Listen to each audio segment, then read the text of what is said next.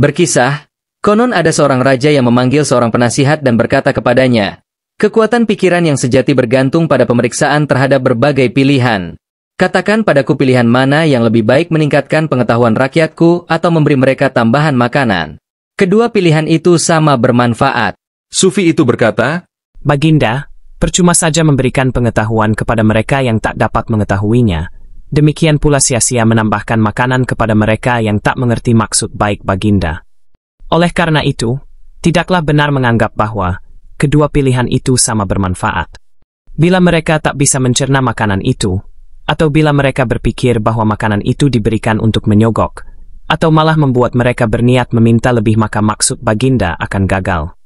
Jika mereka tak bisa menyadari bahwa mereka diberikan pengetahuan, atau bila mereka tak sanggup mengenali pengetahuan itu, atau bahkan tak mengetahui alasan Baginda memberikan pengetahuan itu kepada mereka, maka maksud Baginda itu akan kandas.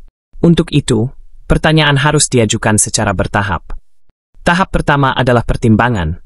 Orang paling berharga sesungguhnya tak berharga dan orang paling tak berharga sebenarnya berharga. Raja berkata, terangkanlah kebenaran ini bagiku, sebab aku belum bisa memahaminya. Sang Sufi kemudian memanggil ketua para darwis di Afghanistan, dan ia pun datang ke istana. Kalau engkau mempunyai jalanmu, apa yang akan engkau suruhkan kepada seseorang di Kabul? Tanya sang Sufi kepada darwis itu. Kebetulan ada seorang lelaki di dekat suatu tempat yang bila ia mengetahuinya, bisa mendapatkan kekayaan bagi dirinya dan juga kemakmuran bagi seluruh negeri itu dan kemajuan bagi jalan, dengan memberikan sekeranjang buah ceri kepada orang miskin tertentu. Kata darwis itu, yang mengetahui pertalian gaib antara berbagai hal. Raja itu merasa senang, sebab para sufi tak biasanya memperbincangkan perihal semacam itu. Bawa lelaki itu kemari dan kita akan membuatnya terjadi. Seru dari sang raja itu. Para pejabat memberi raja itu isyarat agar tetap bersikap tenang. Tidak. Kata sufi pertama, hal itu tak akan terjadi kecuali bila dilakukan dengan ikhlas. Agar tidak memengaruhi pilihan lelaki itu, mereka bertiga pergi ke pasar Kabul dengan menyamar. Dengan melepaskan sorban dan jubahnya, ketua sufi itu tampak sangat mirip dengan orang biasa. Mereka bertiga pergi ke pasar Kabul dengan menyamar. Dengan melepaskan sorban dan jubahnya, ketua sufi itu tampak sangat mirip dengan orang biasa.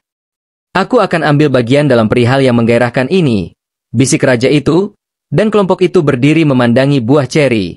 Ia mendekati penjualnya dan mengucapkan salam. Kemudian, ia berkata, Aku kenal seorang miskin. Maukah kau memberinya sekeranjang ceri sebagai derma? Penjual itu tertawa terpingkal-pingkal. Nah, aku sudah pernah mendengar beberapa tipuan. Tetapi baru kali ini ada orang yang menginginkan buah ceri membungkuk untuk meminta agar buah ini diberikan sebagai derma. Kau paham maksudku? Kata sufi pertama itu kepada raja. Orang paling berharga di antara kita baru saja menyampaikan usul yang paling mulia, dan kejadian tadi membuktikan bahwa ia tak berharga bagi orang yang diajaknya bicara tadi. Tetapi bagaimana tentang orang paling tak berharga menjadi orang berharga? Tanya raja itu. Kedua darwis itu memberinya isyarat agar mengikuti mereka. Yang tidak patuh ketika mereka hendak menyeberangi sungai Kabul. Kedua sufi itu tiba-tiba menyergap raja dan membuangnya ke sungai. Raja itu tak bisa berenang. Ketika raja itu merasa hampir tenggelam, kakak Divana yang namanya berarti paman gila seorang yang terkenal miskin dan tak waras yang berkelana di jalan-jalan, melompat ke sungai dan menyelamatkan raja serta membawanya ke tepi. Beberapa orang lain, yang lebih kuat, juga melihatnya jatuh ke air, tetapi mereka diam saja. Tatkala raja sudah pulih, kedua darwis itu berkata serempak, orang paling tak berharga sesungguhnya berharga. Sejak saat itu, raja kembali pada kebiasaannya, yaitu memberi apa saja yang ia bisa, entah itu pendidikan atau berbagai macam pertolongan kepada orang-orang yang diputuskan dari masa ke masa sebagai yang paling pantas menerima pemberian semacam itu.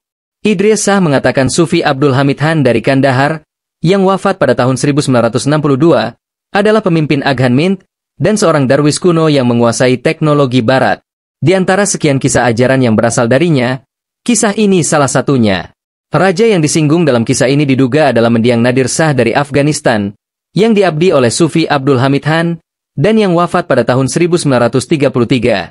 Urutan peristiwa, akan tetapi, didasarkan pada kisah yang lebih awal, namun raja ini mungkin belum pernah mendengarnya sebelumnya.